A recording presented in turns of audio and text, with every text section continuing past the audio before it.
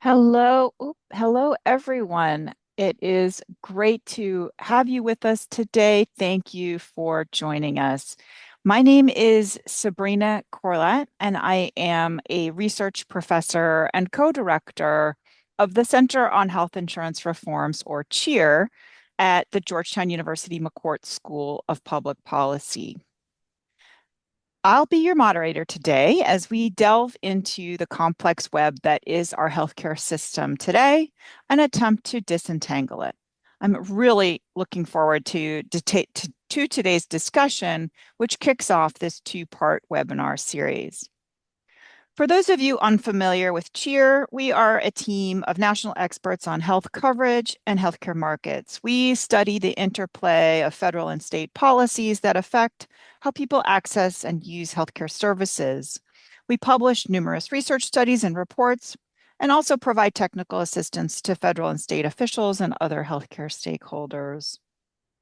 Before we begin, I want to thank the sponsor of today's event, Arnold Ventures, and go over a few quick logistics. First, this webinar is being recorded. Everyone will receive an email early next week with a link to the recording.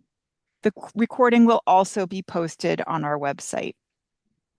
Second, we welcome you to use the chat to introduce yourselves, share reactions, and connect.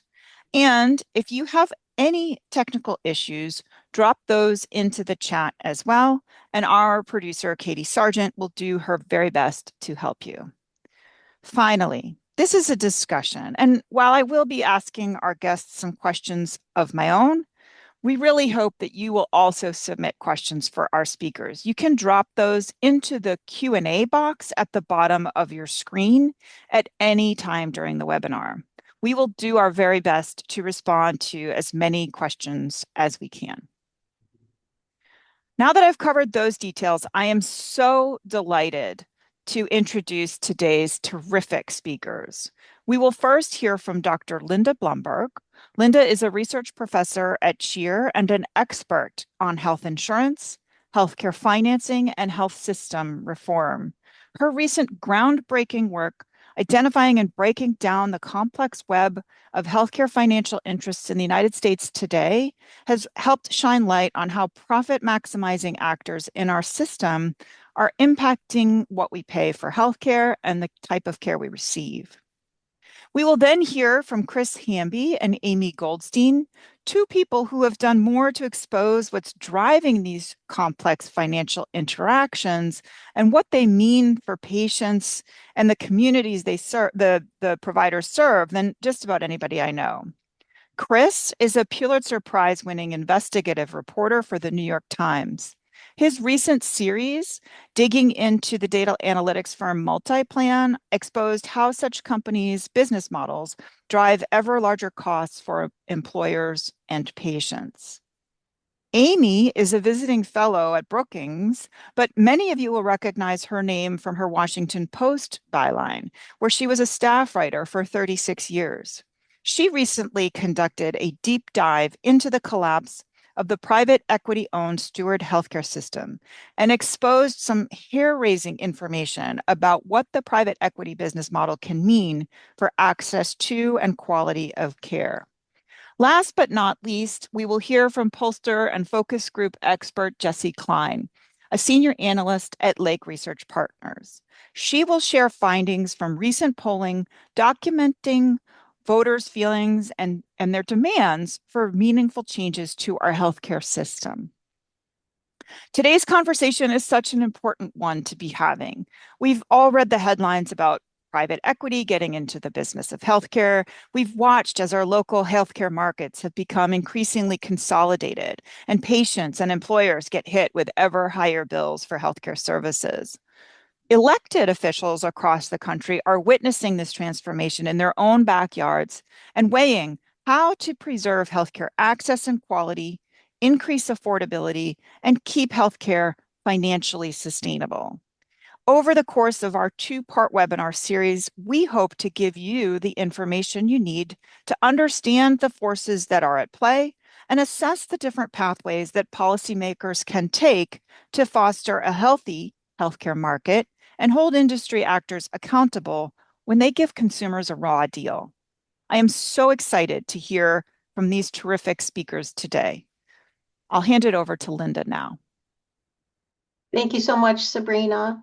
Good morning, everyone, and thank you all for joining us for today's webinar. If we can start my slides, that's perfect. Thank you. I'm going to talk with you today about how a confusing quagmire of opaque financial relationships between insurers and medical providers and a new breed of middlemen has transformed how the healthcare system operates. This transformation has resulted in higher prices, less competition, and more administrative complexity that has driven higher premiums and out-of-pocket expenses for consumers and their employers. Employers who provide health insurance to 147 million people are largely unaware of these relationships and practices, and those that are aware are hard-pressed to find alternatives. Next slide, please. As a bit of background, over the last 15 years or so, there's been considerable research done and attention paid to horizontal consolidation in the healthcare world. Hospitals buying up other hospitals, radiology practices buying up other radiology practices, and insurers taking over other insurers. And the evidence is strong that this type of consolidation increases healthcare costs as competition within the consolidated sectors decrease. There's also growing evidence that vertical integration, for example, hospitals buying up medical practices, is also leading to higher prices and overall spending. We see this, for example, in the growing use of outpatient facility fees, a strategy whereby hospitals purchase medical practices and then charge additional fees as if the care had been provided in a hospital setting, even though the patient was seen in a physician office. The Government Accounting Office currently estimates that 47%, almost 50% of physicians are now employed by or affiliated with a hospital system. The incursion of private equity into the healthcare space has been a substantial contributor to consolidation, though not responsible for all of it, and has led to higher spending on providers in many documented circumstances. PE investments in healthcare delivery nearly tripled between 2010 and 2020, and their acquisition rates continued to grow after that. Private equity investments are typically focused on achieving large returns in a short period of time, and then the larger entities that they create through aggressive acquisitions are then resold. There's growing evidence, particularly in the hospital and nursing home sectors, that PE ownership is frequently associated with lower quality of care as well as higher costs. However, it's important that we now widen this picture of the healthcare landscape still further. The environment has gone far beyond the traditional way we have thought about consolidation. Next slide, please. Healthcare stakeholders have created what we at CHIR refer to as a complex web of intertwined financial interests. This picture shows you just a few examples of how these connections work.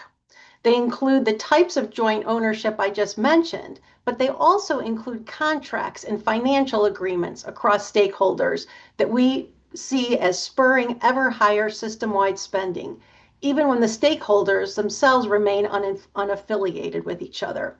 And these relationships have created shared financial interests and sometimes shared ownership across insurers, third-party administrators, providers, and a vast array of middlemen companies you may not have even heard of, with all of these relationships aligning consistently in the direction of higher spending without any indication that they are increasing value for patients or employers. A small sampling of the middlemen industry I'm referring to, valued in the hundreds of billions of dollars and growing fast, includes revenue cycle management companies, repricers, claims denial management firms, independent resolution management companies, data warehouses, and point solution vendors. But there are many more. All of these companies profit themselves by maximizing revenue for insurers or providers, and sometimes both.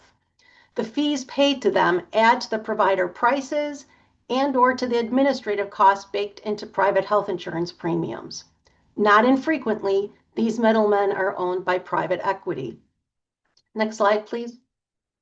Particularly problematic is the shared ownership and financial deals across insurers, providers, and middlemen companies, relationships that allow these corporate industry players to profit by financializing the literally billions of annual healthcare transactions each year through conflicts of interest and hidden fees.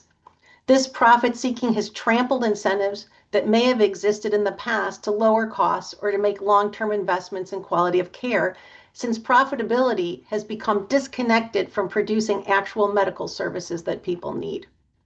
The complexity of the intertwined financial interests across the healthcare sector is so tremendous that it's virtually impossible to capture the entire picture. And that is precisely the point. Yet I believe that without beginning to do an accounting of the current nature of our healthcare ecosystem, we can't begin to understand its implications for the level of healthcare spending and growth that we can anticipate if it continues unabated. Let's put the complex web in context for a minute. Imagine you're suing a company for selling you a product that harmed you, but your lawyer works for the company you are suing. Legal ethics would prohibit this, but nothing stops your health insurance company from owning your doctor's practice, or from one administrative company making money from helping insurers deny healthcare claims while simultaneously profiting by helping hospitals fight those denials. Nothing stops the new private equity owner of your hospital from using financial gamesmanship to quickly make a large profit, then reselling the hospital now loaded with crushing debt, often having left the hospital to pay rent to another private equity-owned company after the land had been sold to profit the last owner. Similarly, nothing stops a third-party administrator from taking monthly payments to manage health plans for employer clients while surreptitiously charging their clients for unnecessary services provided by their own subsidiary companies or others with whom the administrator has struck its own financial deals. This is just a glimpse of the current state of healthcare business as usual, which has anything but consumer interest in mind.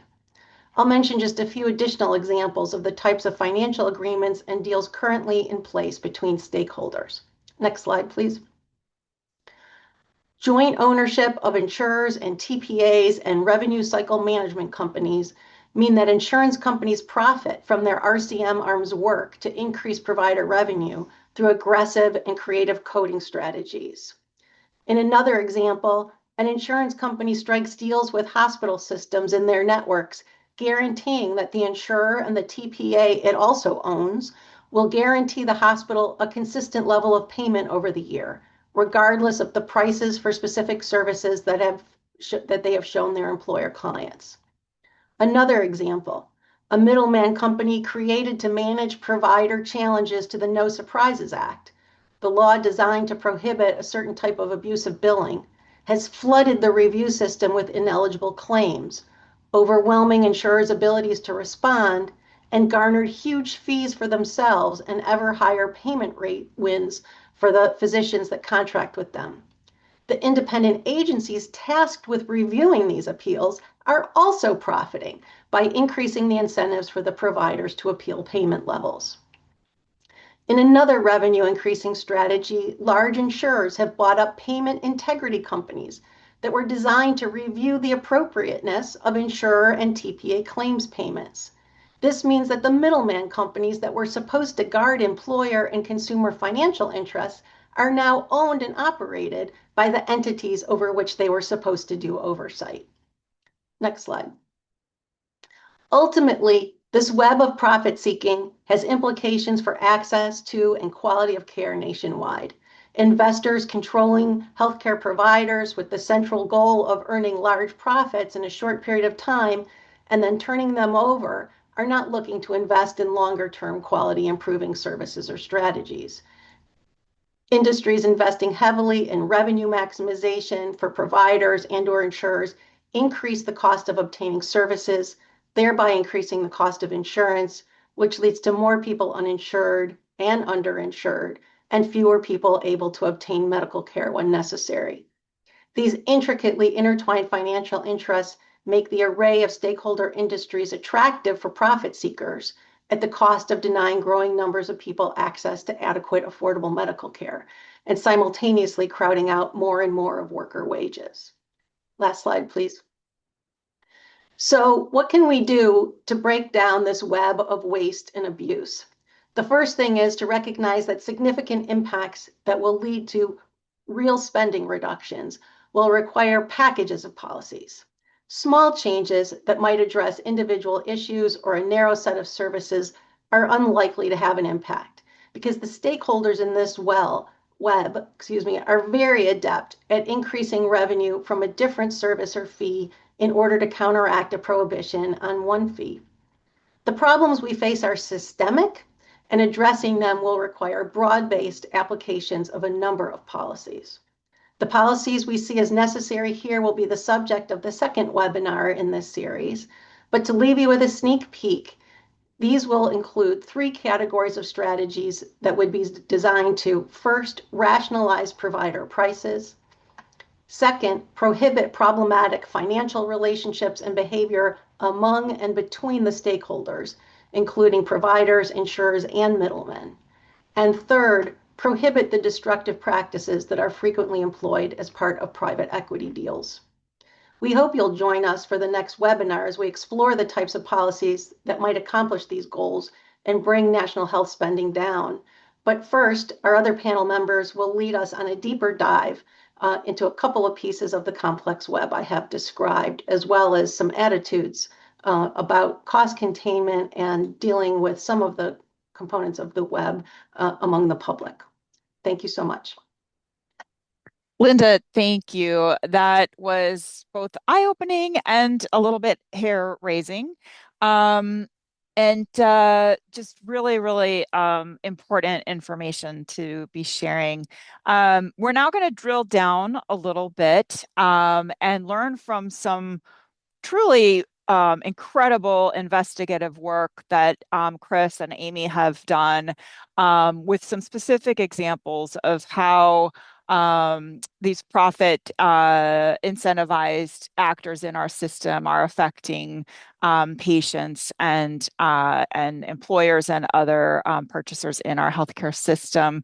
Chris, I will start with you. You have done quite a bit of investigative reporting in the healthcare space. Um, can you tell us a little bit about your work investigating this company called Multiplan, and how that came about?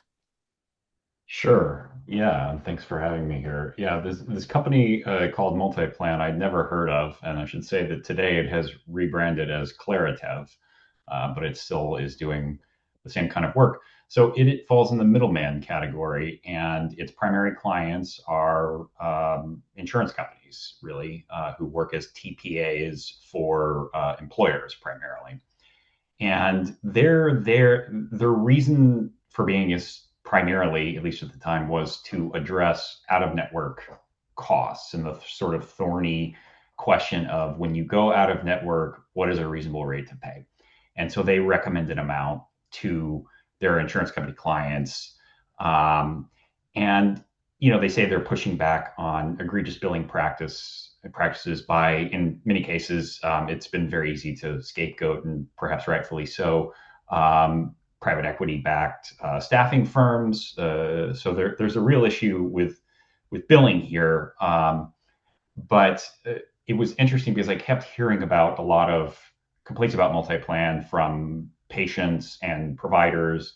And I wanted to understand how this company actually worked, how it arrived at these pricing recommendations, and what that meant for patients. And the important thing here was really nailing down, as in so many cases in the healthcare space, it's critical to understand the incentives, the financial incentives for people involved. And in this case, it's a little bit complicated, but maybe by way of one example, I could help illustrate that a little bit. So bear with me.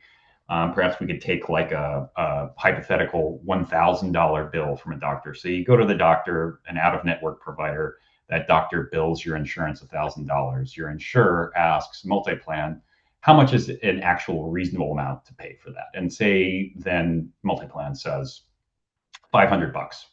And so that's what your employer pays the doctor. Multiplan and the insurer collect a fee as a percentage of the savings that they say they achieved for you. So if the doctor gets $500 on a $1,000 bill, you've saved $500. Multi-plan will typically get around $35. The insurance company will get about $175. Importantly, the patient could be on the hook for the difference, so you are also potentially on the hook for about $500. Now, let's take a different hypothetical, and you have the same $1,000 bill, but Multiplan says, okay, you should only pay $200. And so that's good for the employer. They only pay $200 to the provider. And then the fees go up for Multiplan and the insurer because it's a percentage of the savings, and the savings is larger in that case. So the lower the amount they recommend paying, the more they can keep for themselves potentially in fees. The problem with that is that everyone seems to win except for the patient is now on the hook for, instead of $500, $800. And this can make a huge difference. And what I saw was just that patients were suddenly, it was like a switch would go off when their insurance company would start using this pricing mechanism, and they would see their bills go up, and some of them stopped pursuing care. And then this also has an effect, obviously, on the providers because they're getting less. And it can also have an impact on the employers who are paying these fees in return for the savings that these companies are supposedly achieving for them. Geez, so complex, but so at the end of the day, it means real, people making real sacrifices in terms of not getting care that they need, or paying bills that they have trouble affording. Amy, I'm going to turn to you. You recently published an in-depth case study into the bankruptcy of private equity-owned Steward Healthcare. Can you share with us today some of your biggest takeaways from studying that debacle? How did it happen, and could it have been prevented?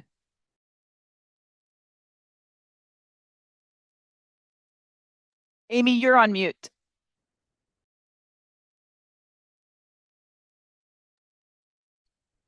Somebody unmuted me while other people were speaking, and I didn't realize it hadn't been undone. Okay.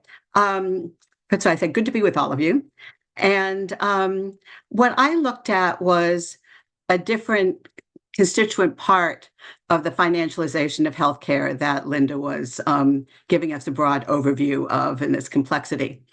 And as you said, this was a company that was the first hospital system in the state of Massachusetts that had private equity involved in it. It had grown out of a small 6-hospital Catholic healthcare system that was falling apart financially, and a private equity firm called Cerberus Capital Management affiliated with this company, and the state of Massachusetts, not wanting these 6 hospitals to go under or retirees to not be paid their pensions, decided to give this a whirl. And I'm just going to give a quick history so you'll understand what I'm talking about after I describe the system a little bit. So it started small and very quickly began to grow. At first, it grew within Massachusetts. By the next year, there were 4 more hospitals, and every year there were a few more hospitals. But the real growth started 2016, 2017, when another leg joined the stool that had been Cerberus and Steward.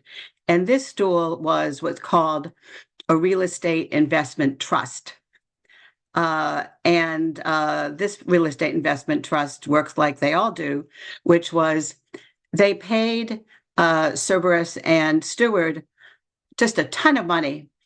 And in turn, they got ownership of the physical hospitals.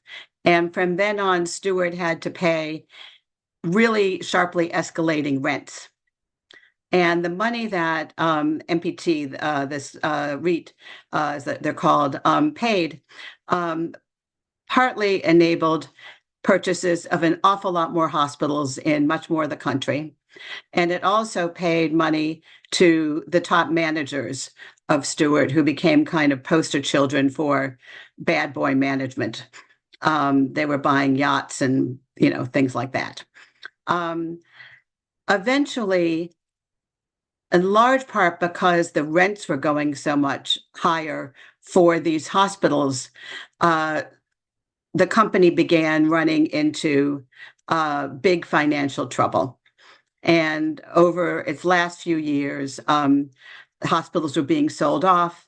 And then in May of 2024, the entire system, which by now was 31 hospitals in 8 states, so a pretty good sized system, the whole thing collapsed as Steward filed for bankruptcy. So that's the quick arc of the rise and fall of Steward. Now, the question that interested us, I'm saying us because I had a couple good helpers on this project, was who was paying attention as all this was happening? And wasn't there any way that any particular layer of government could have intervened before everything fell apart and a lot of people got hurt? Both patients got hurt, vendors got hurt because bills weren't being paid, and the communities got hurt because some of them were losing their hospitals when the bankruptcy happened. And we looked at both the federal and state contributors to what should have been a regulatory system. And what we found in broad strokes was that there weren't enough regulations, and some of the regulations that did exist weren't being followed very well. So let me give you just finally a couple of examples of that. At the federal level, we looked at 2 spheres of data that HHS, the Centers for Medicare and Medicaid Services, collects from every hospital in this country, pretty much.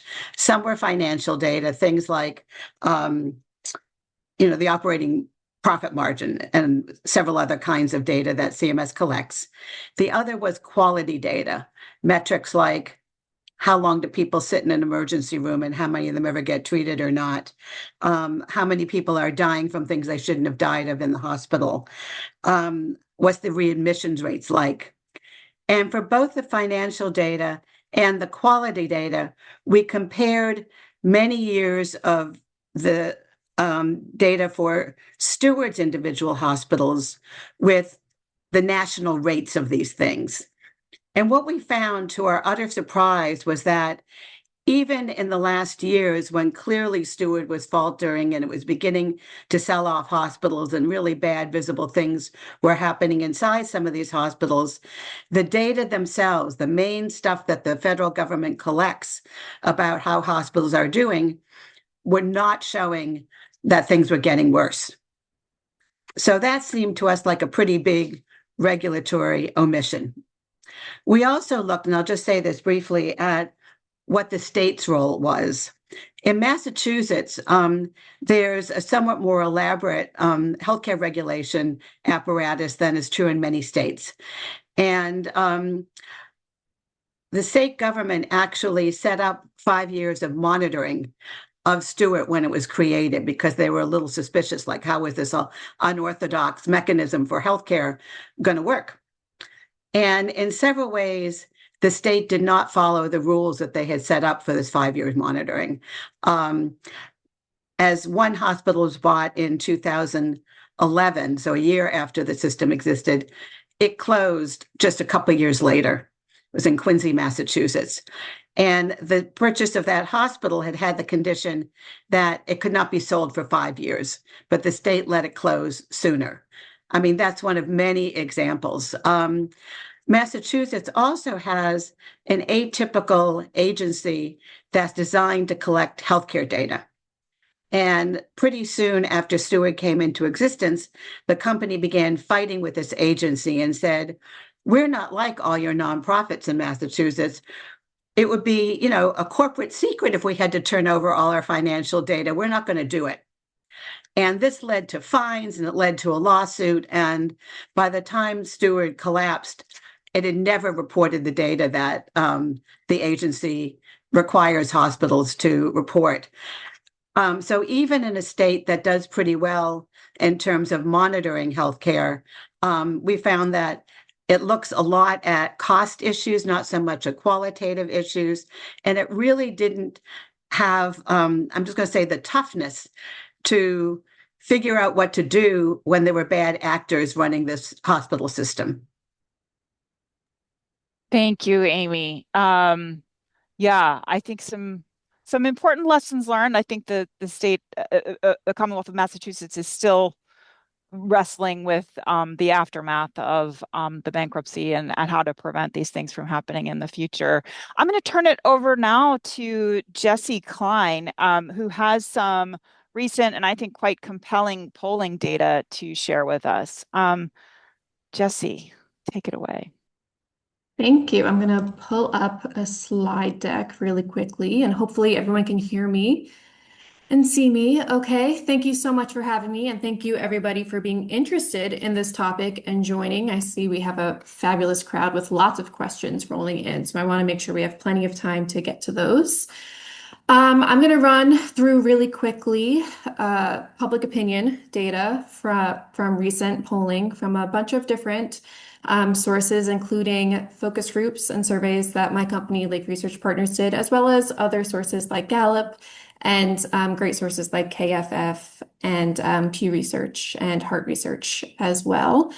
Some of the findings that I'm going to go through is probably not very surprising, and I'll be curious to see if it aligns with maybe some of your own thoughts as well. But starting off, when it comes to healthcare affordability, probably not surprising to anyone here. Strong majorities of adults in this nation say healthcare simply is not affordable, including 47% who say it's not affordable, very unaffordable.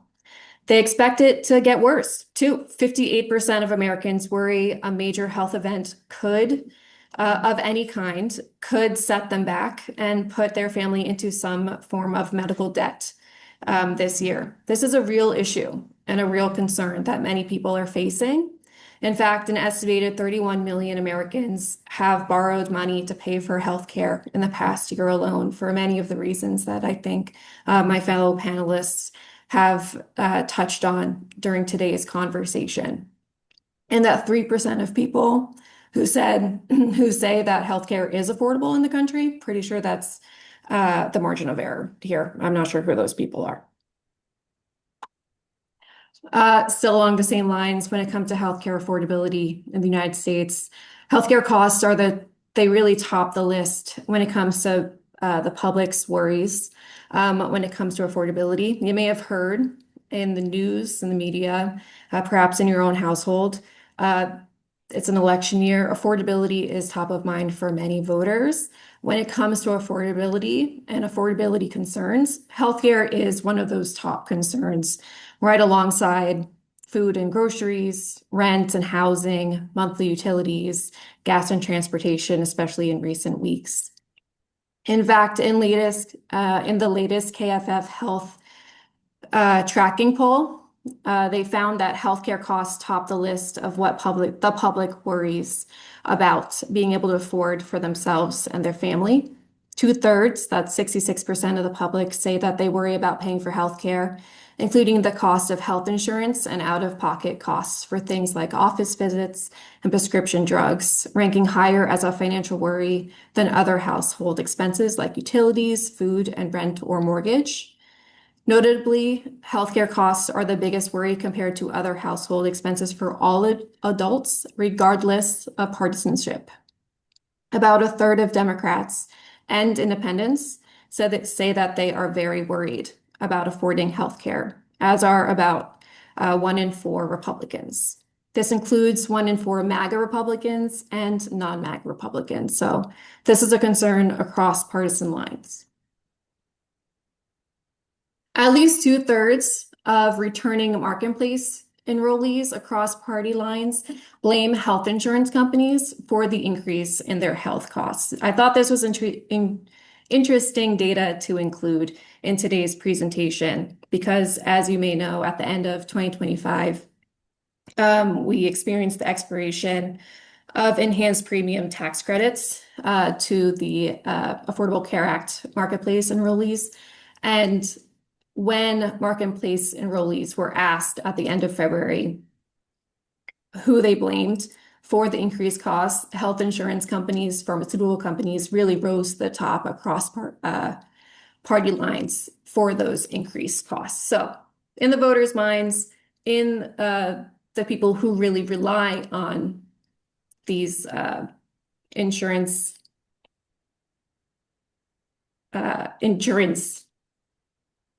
marketplace sources of healthcare, they are really blaming the insurance companies and the pharmaceutical companies for these increased costs. Americans really want change here. What they are experiencing is unacceptable. People see a need for changes in the healthcare system. Nearly a third say that the system needs to be completely rebuilt, and another half say it needs major changes. And this is true across partisan lines. 54% of Democrats want major change. So do 46% of independents, and nearly half of Republicans. That's 49%. There's also a strong majority who think it is extremely or very important for the US to make healthcare more affordable and easier to access. Democrats, independents, and Republicans think that healthcare reform is really important. 2026 should be a healthcare election. Voters really are energized by this issue, and people are talking about the affordability agenda. We hear it very often. And healthcare is consistently at the top, right alongside housing, as a major affordability issue.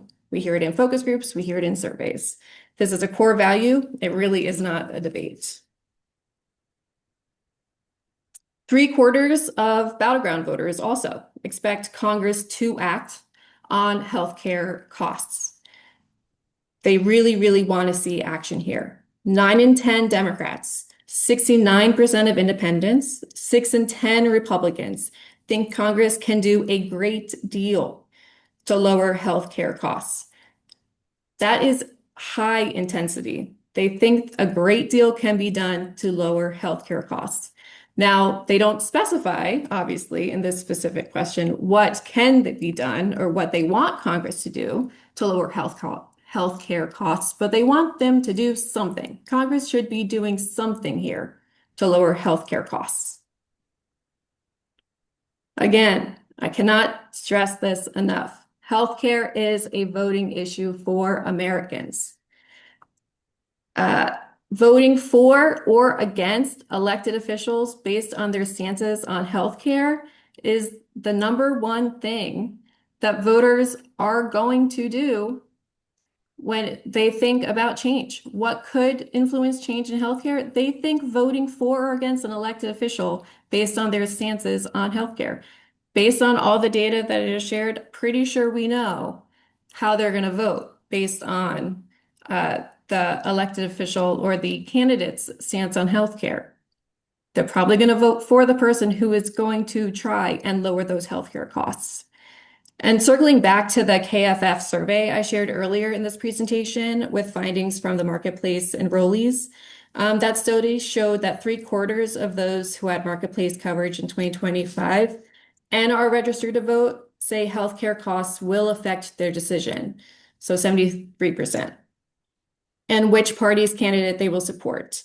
Democrats are more than twice as likely as Republicans to say it will have a major impact on their decision and which candidate they may support. Among independents, nearly half say the issue will have a major impact on their decision to vote and which candidate that they will support. So this is a huge issue heading into this year's election. In sum, how urgent is this problem? It's urgent. Americans agree healthcare in this country is unaffordable, and it is extremely important to make it more affordable so that we all get the healthcare that we need. Who's at fault? Insurance companies, big pharma, and politicians. Corporate greed is the underlying cause, and people have a strong sense that their high costs are the direct result of corporations overcharging, and lobbyists influence politicians of both parties failing to actually take action and address the top-down complex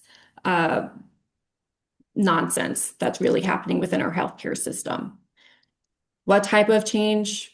Major change, or completely rebuilding the healthcare system so that it's actually fair, so that it's actually treating and making sure that people have access to the care that we all need in an affordable manner, really. Okay, with that, I'll stop. Thank you, Jessie. really some eye-popping numbers there in terms of it's hard to see Americans agreeing on very much, but clearly Hmm. there the vast majorities are agreeing that something needs to be done about healthcare. We have gotten a lot of really great questions in the chat, so I'm going to or in the Q&A box, and just a reminder to put any questions that you have in the Q&A box and not the chat, because we can that way we can see them all as they come in. So the Q&A box is at the bottom of your screen. Before we turn to questions, though, I wanted to say many of you may be wondering the extent to which the trends that Linda is talking about, or Jesse are talking about, or Chris and Amy talked about is happening in your state or in your district. We are happy to share with you, and we'll be dropping into the chat a resource that you can use to identify data sources and tools that will give you insights into what is happening in your state from market to market or even hospital to hospital. So we hope that this tool will be useful to you. It just identifies a set of resources you can tap to learn more about what's going on. All right. Now let's turn it over to questions. And boy, oh boy, we've got some really good questions here. One are just for Chris and Amy, just sort of trying to get a little more understanding of some of the work you did. So we have a question, Chris, that came in. When you said in your description that the bill should only be $200, who exactly is it that's determining that? Is it the employer, the insurance company, or somebody else? In other words, are employers complicit in this web? Good question. So typically the employer will hire a TPA, a third party administrator, which is often an insurance company like United, Cigna, Aetna, the Blues. And then that company will in turn hire a firm like Multiplan to provide them recommendations on what they should pay for out-of-network claims. Multiplan will use whatever algorithms the insurance company chooses to provide a recommendation to the insurance company. And if the insurance company chooses to accept that, that is what they will pay. We found that typically those recommendations are taken by the insurance company. But yes, there is, as in many areas of employer-sponsored insurance, there is some role for the employers in policing this. But what we found is that in many cases, employers don't really know that their TPAs are doing this. Sometimes they're not even aware that they're getting charged these fees to do this. And if you can manage to get the contract between the TPA and the employer, you will see a pretty lengthy list of services that come with additional fees. And it's not immediately clear what all those are. And really only after asking a lot of questions do you realize, well, this means that we're going to send it to another company and that company's going to apply these algorithms. And then we're going to, they don't really know that. And so it can lead to situations where like one employer that we mentioned in the story had a claim that was like $150,000 hospital claim that they ended up taking the Multiplan recommendation to pay like $7,800, and then they got charged a fee of $50,000 for processing that claim. They're not aware of that until that somehow shows up later and their head explodes. So that's sort of what I think happens a lot in the TPA space. So there is some role for employers, but it's also pretty difficult for them to figure out what's going on here. Thank you, Chris. Amy, we've had a couple of questions come in about the data that you were looking at in those years when Steward was on its decline. And I think you had said that, there wasn't anything in terms of what was federally reported that would have been a red flag with respect to either financial issues or quality. There are a couple of questions about that in terms of, why do you think that wasn't showing up? Is it that the feds aren't asking for the right data? Is it poor or fraudulent reporting by Steward or something else? Well, I'd say yes, yes, and yes.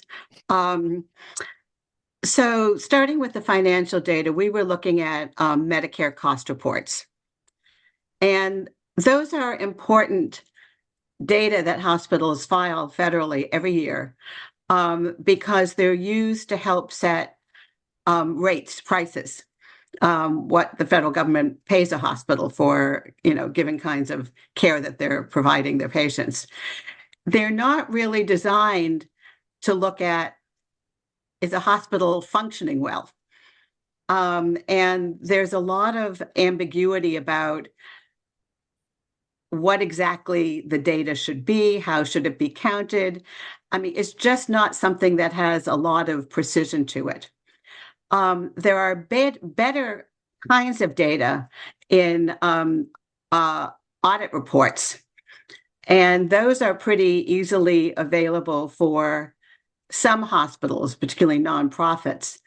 But these private equity-backed hospitals, unless, as in Massachusetts, the state required it, and even then it wasn't always turned in, as I was mentioning, those are not very publicly available. So the better kinds of data that would be more telling isn't always available in exactly the kind of hospital where there might be most likely to be some trouble.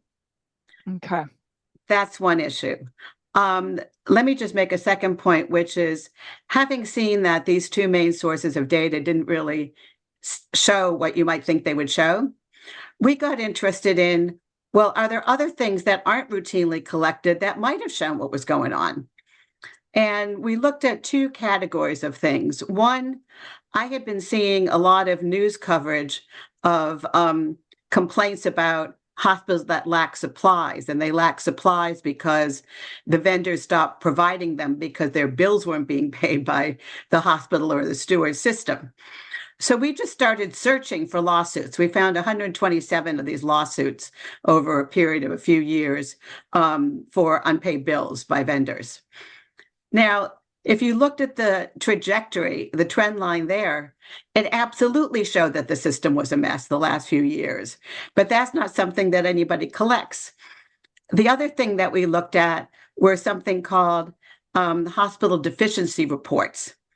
Now, these are instances in which somebody, it can be a patient, a family member, a hospital employee, lodges a complaint against a hospital with the state.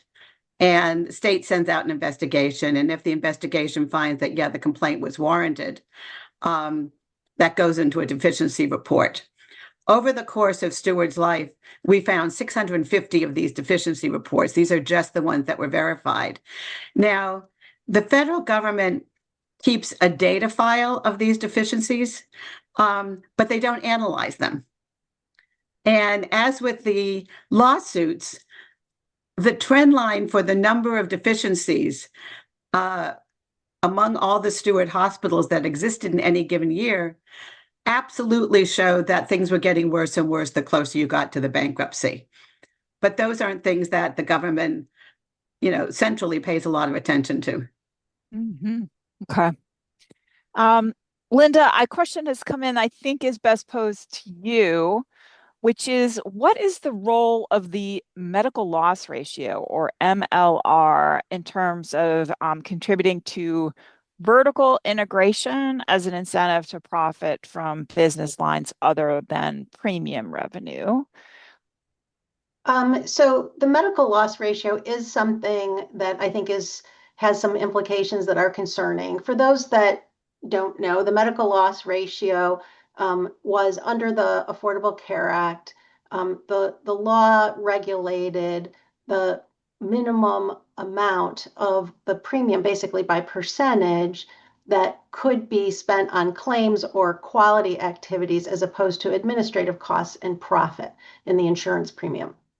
And one of the reasons why doing this was so important was at the time before there was real regulation of the non-group insurance market that was brought in under the Affordable Care Act, we saw plans that really had very little value being sold to consumers that had sometimes 50%, 40% of the premium was attributable to administrative load and profit. So people were really paying premiums that were in large degree going to just profit or pay for the administrative costs of these plans without really paying a lot of claims because the value of the benefits was so low. And so the Affordable Care Act sought to stop that and to say, listen, if you're a non-group insurance policy, at least 80% of what that premium is going for has to be to pay medical claims or to do quality related work. Only 20% can go to profit or administrative costs, the same for small employers and an even higher rate for large employers. And so there was a rationale and an importance for putting those MLR rules in place. But one of the things that I think is going on here that is more relevant for why some insurers, the fully insured products, there's less incentive for them to hold rates down, is that when that MLR percentage is in place, they can have more larger administrative load in absolute dollars by having higher claims payments, higher prices being paid to the healthcare providers. So if I pay my hospital $5 million a year as opposed to $3 million a year, then my percentage of what I can charge in my premium is going to amount to a higher absolute number of dollars. And so I think that is a concern, but we see that a growing part of what's going on in the insurance industry with third-party administrators, et cetera, and all of these other games that are being played are in the realm of self-funded plans, and there are no MLR rules for those kinds of plans. So I am concerned about the cost increasing implications of MLR, but it's clearly not the only piece that's going on here. And my guess is it's also, just a fraction of what the bigger problem is. But yes, it's a factor, and it's one that I think we need to think hard about how to address and reform those MLR rules. Great. Thank you, Linda. Mhm. Jesse, I think this one is for you. I think you had a slide showing that for a lot of the public, the the blame is primarily placed on insurance companies. This question is, are you aware of any data showing that there's, sort of increased awareness of the effect of private equity involvement in healthcare? Yeah, so I dropped in links and answered that question for I think Alyssa answered that. I am aware of research done where among physicians and how physicians feel about the role that private equity um, plays. I'm not necessarily aware of research among like voters and lay people necessarily. But KFF has done amazing research where they do studies about the impact. I don't know if everybody has access to the answers to the Q&A, but I dropped in two links to articles and studies there that you can look at. Great. Hopefully everyone has the Okay. link to that. I can drop it in the normal chat as well. So yes and no is the answer. Okay. Thank you. Um, Linda, uh I'm hoping you can tell us a little bit what you've been describing for us today. To what extent is this really a new phenomenon versus problems that have just sort of been building up for decades? Well, I think number one, it's hard to track, what's been going on because it is all in the interest of the TPAs and the insurers and the providers not to talk about these deals, right? I do believe it has been building over time with greater we see studies, KFF has done some, others have done some where we see over time there was an increasing rate of claims denials. And you see the providers then responding to that increase in claims denials by finding middlemen and strategies for appealing those or for coding in a way that was going to avoid them having claims denied. So I do think it has built over time. I think it has exploded in the last decade, partly because we see from research that, for example, these companies that are doing coding for providers, the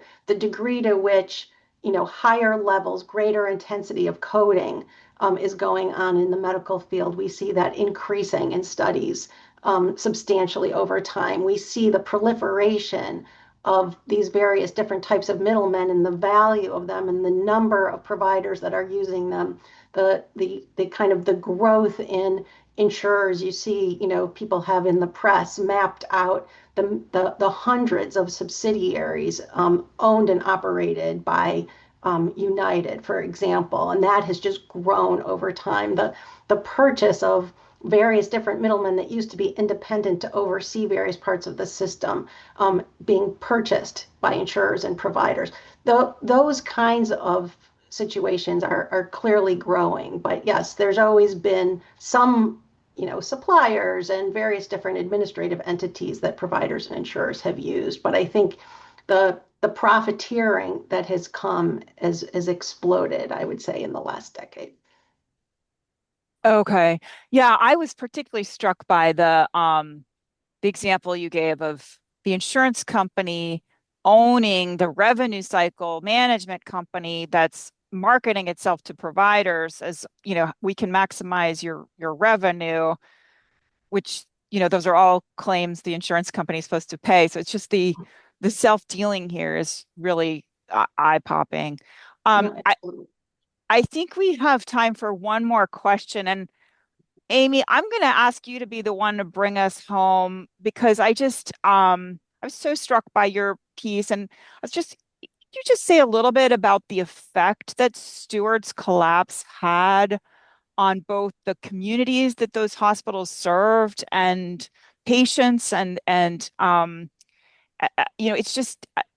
just seemed like it was just a devastating impact. So I think if you could help humanize some of the very technical discussion we've had today, I think that would be helpful. Glad that you asked that, because I was thinking we've talked a lot about structures and things and not about the impact on people who need medical help. So the collapse of Steward, and even before the collapse of Steward, had layers of impact on communities. There were a couple of hospitals, for instance, one in Youngstown, Ohio, that Steward bought in the teens and within 2 years shut. And that caused almost 500 people to lose their jobs around that community, which is not a very economically prosperous place to start with. And it meant that that community no longer had a place where women could go to deliver babies. So that's at the community level and at certain patient level. In terms of the supply problem, the lack of certain medical supplies in some instances caused patients to die. The Boston Globe broke a story that got a lot of attention about a year ago, 2 years ago, that was about a woman who delivered a baby girl at St. Elizabeth's Hospital in Boston and died a day later. She died because she'd been having internal bleeding after she gave birth. And doctors needed a pretty common piece of little equipment called an embolism coil, which often can stop bleeding. St. Elizabeth Hospital didn't have any of these coils because the vendor was so sick of not getting paid for providing them to the hospitals that they took them all back. And this woman died a day later for lack of an embolism coil. When hospitals closed, it really deprived communities of care in a broad sense. And they were, some hospitals after the bankruptcy were bought by other companies. And in many cases, those companies are still operating the hospitals. But in one hospital in Orlando, Florida, that was purchased by a Florida company, within a matter of months, that new owner discovered that the physical condition of the hospital was such a disaster that it didn't want to invest the money that would have been required to make it a properly functioning hospital. And they closed the hospital, even though they had bought it from Steward. Okay. I mean, I could go on at length, but there are just these layers of problems. And, it's not uncommon that they really affect whether patients can get the care that they need when they need it. Thank you. I think I don't know, wouldn't say that's a high point to end on, but I think that really brings home why we're highlighting these issues and why we think it's so important to act. We are at time. We want to invite you to the second webinar in our series on April 10th. That will get into policy reforms that can address some of these concerns. I want to thank our panelists. They were absolutely fantastic today. Thank you for joining us. Please, if you're still with us, take a moment to fill out this very brief survey that will shortly pop up on your screen. Your feedback is really important to us in designing these webinars. Thank you all so much. And thank you again to our fabulous panelists.